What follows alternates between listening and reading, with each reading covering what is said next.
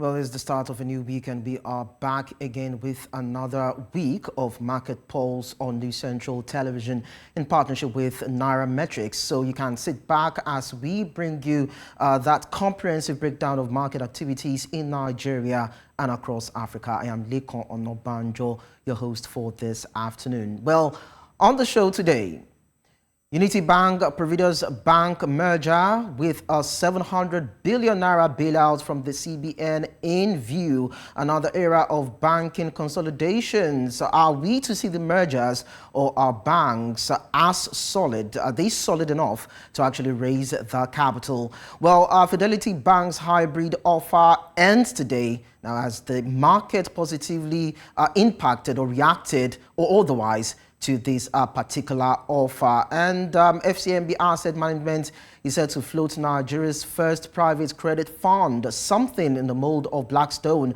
The company is looking to raise 100 billion naira from this fund as it's targeted towards mid-cap companies. But first, let's get an overview on activities on the exchange today.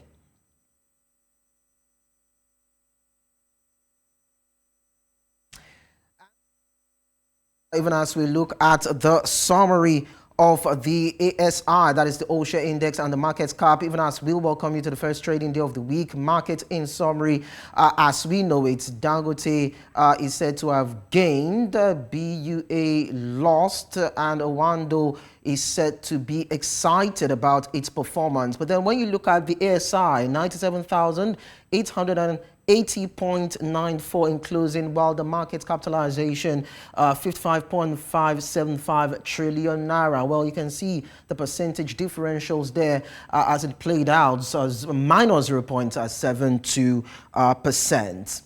Now we look at the top gainers now. And we have Julius Berger topping the chart. Well, Julius Berger and National Salt Company were top gainers as they both posted about 10% gains each.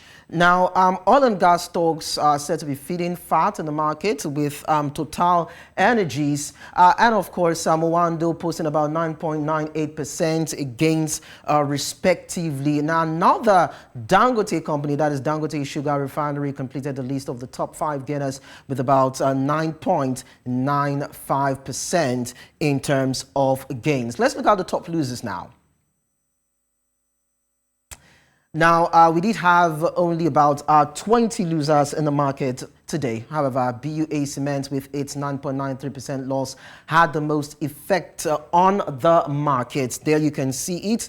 Of course, we understand that Skyway Aviation, Suno Assurances, WAPIC and CWG posted quite marginal losses, and there you can see it, most especially for BUA, minus 9.93%, all the way down to Sky Aviation, minus 5.43%, Suno Assurance, minus 4.76%. Then we still have a WAPIC at 77 kobo, minus 2.53%, and CWG closing at 6 naira 15 kobo and minus 2.38%. And we look at the top movers now.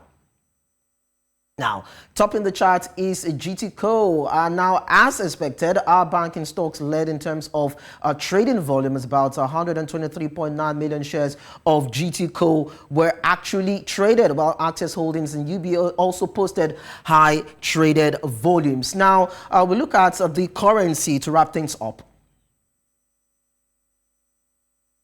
Looking at the African currency, the Nigerian naira for a dollar is still traded at 1,590 naira. And it was most quiet across Africa, even as the naira didn't post any much change as we saw last week. Now, the South African rand and the Kenyan shilling appreciated slightly against the dollar, but then it was just slightly. Now, let's just show you African stock markets overview. Even as we tell you that Johannesburg Exchange, the all-share index stands at 80.501.69, showing a slight decline of 0.29%. Casablanca Stock Exchange from Morocco, looking at the all-share index, is at 13,835.04, reflecting a gain of 0.31%. When you look at the Egyptian exchange, the EGX 30 index rose to about 29,706.70, marking an increase of 0.59%. Nairobi Securities Exchange from Kenya, we saw the ASI at 101.95 with a minor drop of 0.11%. And Ghana Securities Exchange, the composite index remained unchanged at 4,440.78. So it's now time for me to bring in David Olujimi, financial markets analyst with Nairametrics, who will be breaking down the market conditions and its performance. Just stay with us. We'll get right into it in a short while. Well, this is Market Pulse, and right now we are picking up on the pulse of the day. And joining me now to make sense of the figures is a business analyst and, of course, one of the analysts on Nairametrics. I told you his name earlier. I'm talking about David Olujimi. David Olujimi, you are welcome. Thank you so much for joining us. Thank you so much.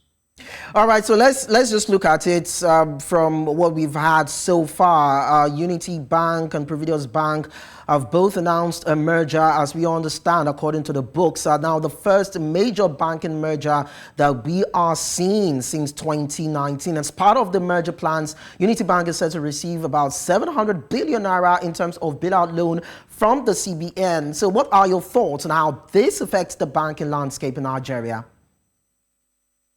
So basically, collapse of banks is not a very good thing for the banking landscape. Basically, we have had this situation in 2000, and we had that situation in 2009, where quite a number of banks had to lose their license. It led to some form of anguish. It led to some form of panic in the system.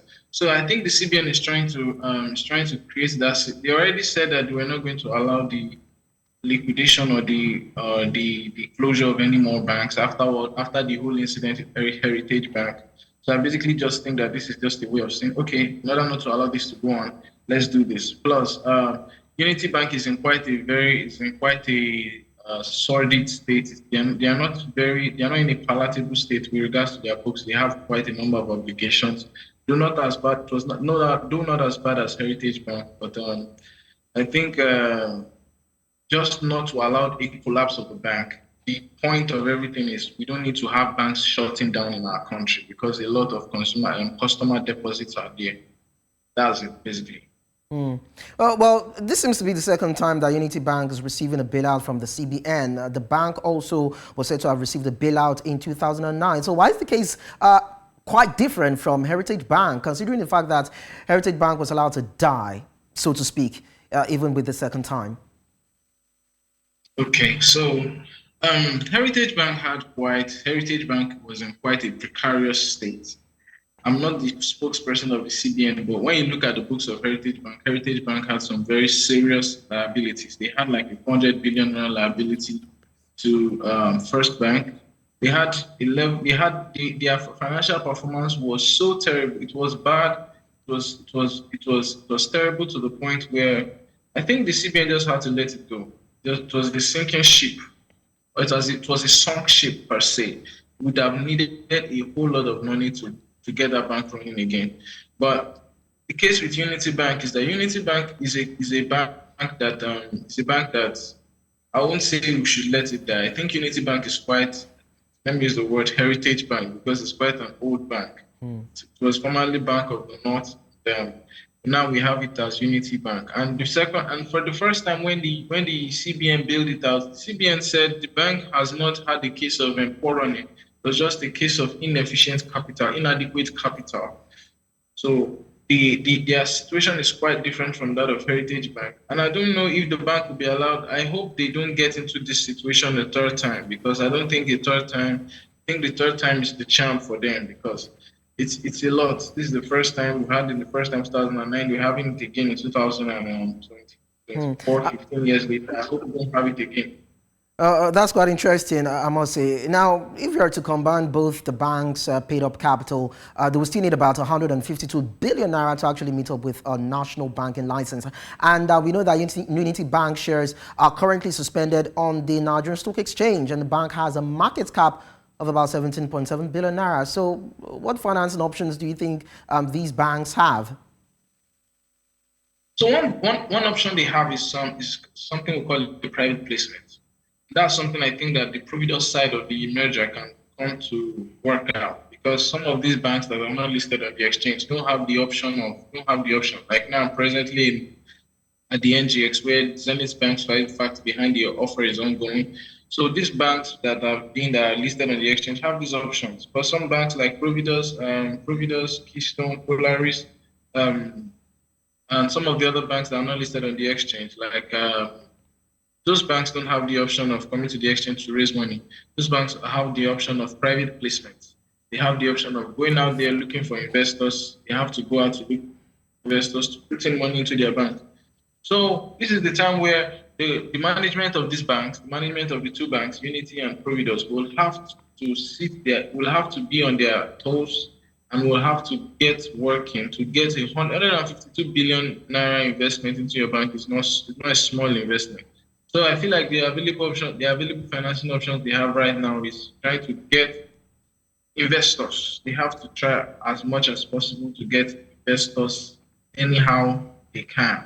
And tier two capital is not welcome in this case. So I think they know that the options are quite limited. So they need to do what they have to do.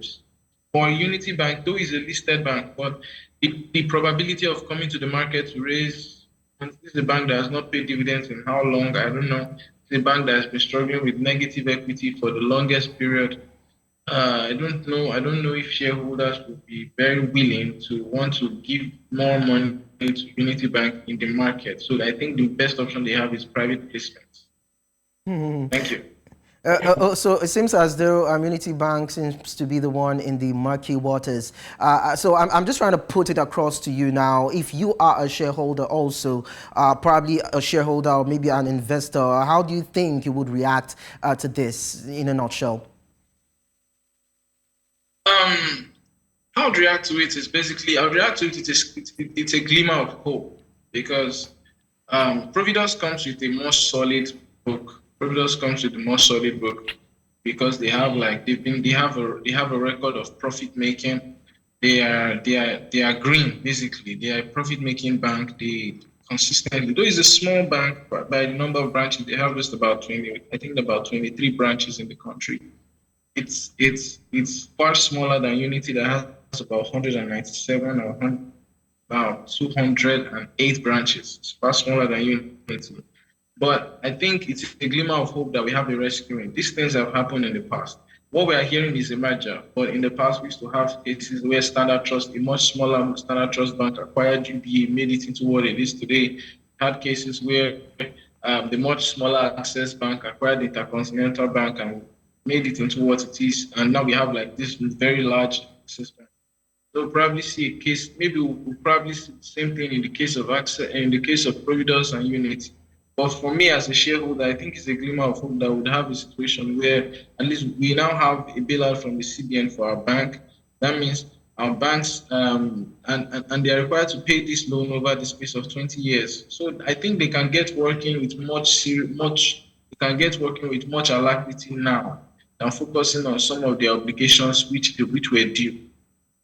All right, David Olujimi, thank you so much. But we are not done with you yet anyway. There's still another part of discussion that we need to venture into. But then you're actually watching Market Pulse up next.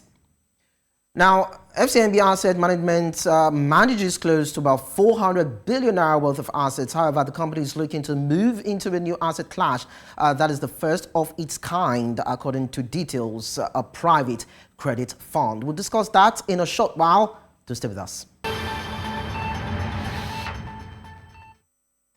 You're stay tuned to Market Pulse on New Central Television, where we will be spotlighting something that has to do with the FCNB. Now, the asset management is targeting to raise about 100 billion naira within the next 1 year for its private credit fund. And joining me to further assess the viability and fact behind this move is still David Olujimi. Of course, he's the financial markets analyst with Nairametrics.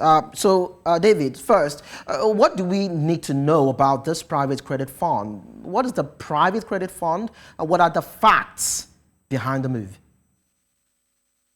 So basically, a private credit fund is a fund where investors come together, they pool funds together in a bid to give out credit to companies. So basically, it's a what's the word now? It's a situation where institutional investors, pension fund administrators, everybody comes together. Basically, those with a large amount of assets come together, pool funds together in a bid to give out credits. It's an asset class where it's an investment option. So they get their returns by the interest from the credit given out to private entities. They give credit out to like private companies and the likes.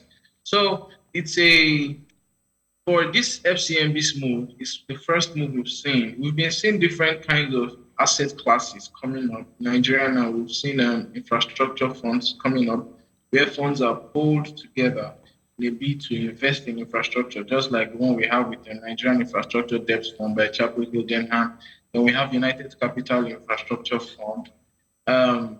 So the federal government too has its own kind of credit fund. That is with NSIA, that's the Sovereign Investment Authority. That is Nigeria's sovereign wealth fund, where funds are pooled from government savings and all, and they are put to use in different sectors of the economy, sometimes either to give out credit or to invest in different sectors like electricity, infrastructure, the likes, and returns are made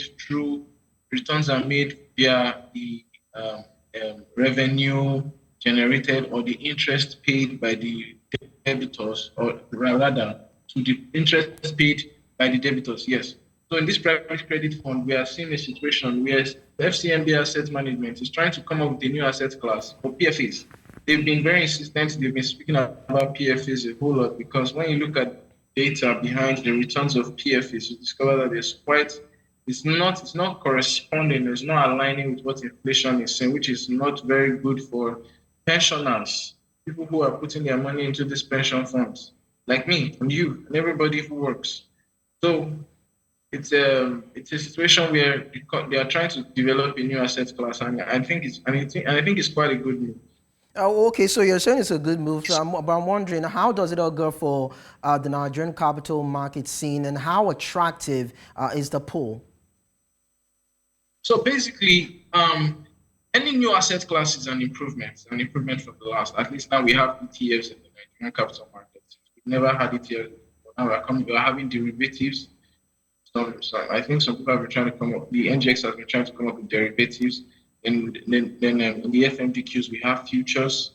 Then every way for money to go into the capital market, it's a welcome development. I don't know if I'm making any sense. Anyhow money can go into the capital market, it's a welcome development. And in this case now, we've seen a situation where it's a financing. So the private credit fund is a new method of financing for businesses. It's not just that we are going to be having just banks as the only financing medium or financing method. We're also seeing the situation where private credit fund, companies can go to FCNB Asset Management and say, okay, we want to get this amount of money, give us this amount of money at this particular interest rate. And it's probably lesser, according to what I read, according to what FCNB Asset Management is saying. They're saying they're going to be offering these loans at lower than 28.67%, which is the average interest rate for companies of middle-sized companies in Nigeria, of medium-sized companies in Nigeria. So for now, we have a case where we have improved. We have a case where we have an additional source of financing for businesses, which is a welcome development. Okay, so now we understand that the CEO of the FCNB Asset Management was very particular about the pension fund administrators. What are your thoughts on that? So like I said initially, they were saying something about the fact that pension fund administrators, the returns generated last year. So when I looked at the data, we discovered that from June 2023 to June 2024, the returns by pension fund administrators was just about 21%, 21, 22%. When you compare that with an inflation rate of 33.95%, that's a negative real return of almost 12%. That's terribly that's not the kind of thing we want to be saying. So if we're going with that kind of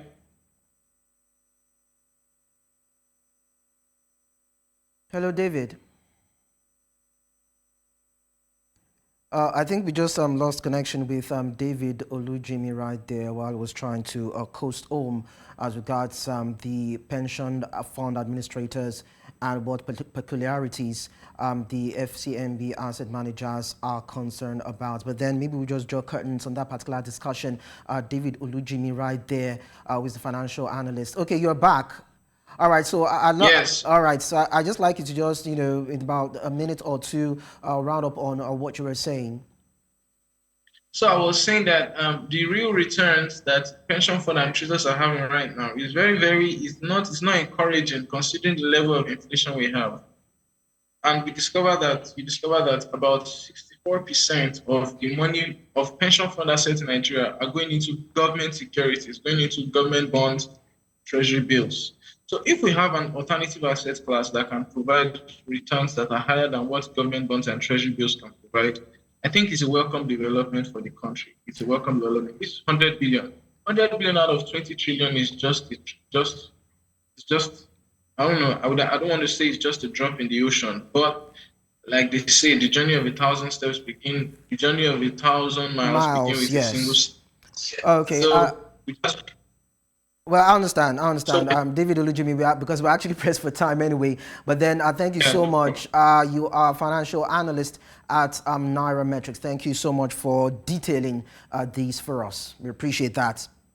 you're welcome. You're welcome. You're welcome. So earlier on, I shared with you African market updates. So I will just roll out the data right now, and I will just pick up from there even as we coast home. Let's see the details.